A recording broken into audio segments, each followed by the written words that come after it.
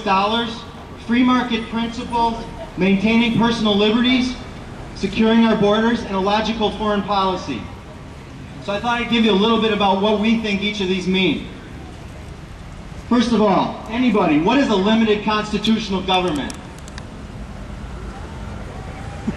Stay out of my business. Stay out of my business? Do we have a limited constitutional government? No. No way.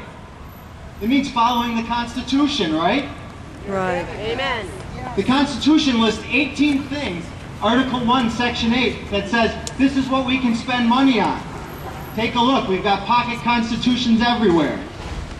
Nothing listed in there, according to the 10th Amendment, should be go back to the states, right? Do you see health care in there?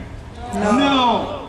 Do you see the Department of Education? No. Do you see the EPA? No. That's right. No cash for clunkers either.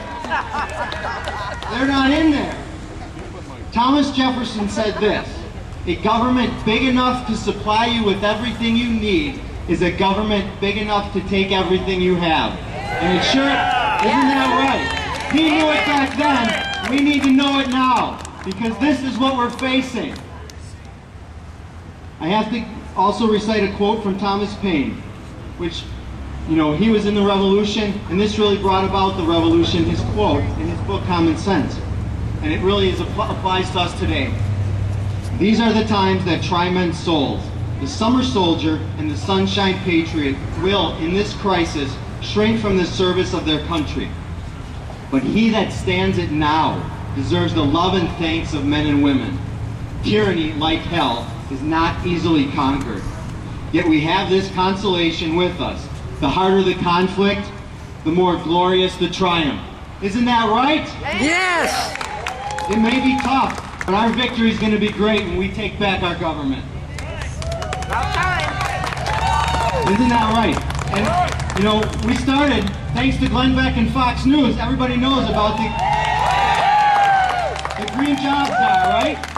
Is he anymore? He's gone, right? What was his name? Van Jones. Van Jones, that's right. Another liar. I want to talk a little bit about sound U.S. dollars. How many of you realize how crazy it is with our government printing and spending money? It's crazy. You know, the Federal Reserve keeps printing money. Nobody ever talks about this. They keep printing money and keep printing money. Pretty soon our dollar is going to crash. You know, countries all over the world are talking about replacing the U.S. dollar as this form of currency internationally because of this, because it's not stable. And how many of you know the Federal Reserve is a private corporation? Some of the banks not even in the United States.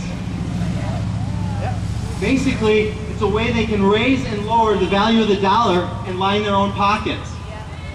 This is what Thomas Jefferson said way back then. He knew the danger of a central Federal Reserve system and a central banking system.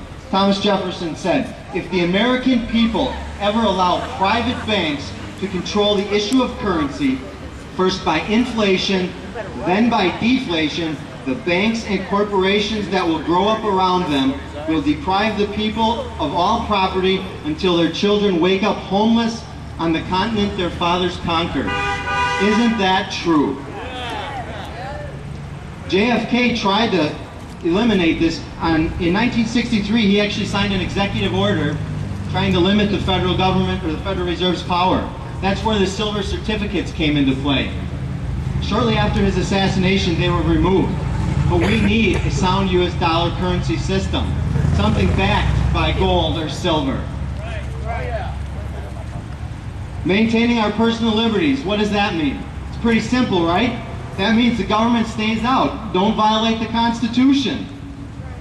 You know, First Amendment, Second Amendment, and all of those afterwards. How many of you know the new regulatory czar was just confirmed by the Senate?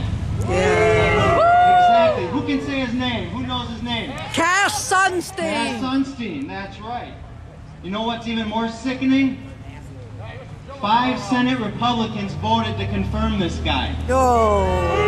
Who is right? Their history. This is what Cass Sunstein believes. Their history. Animals should have lawyers. Yeah. Crazy.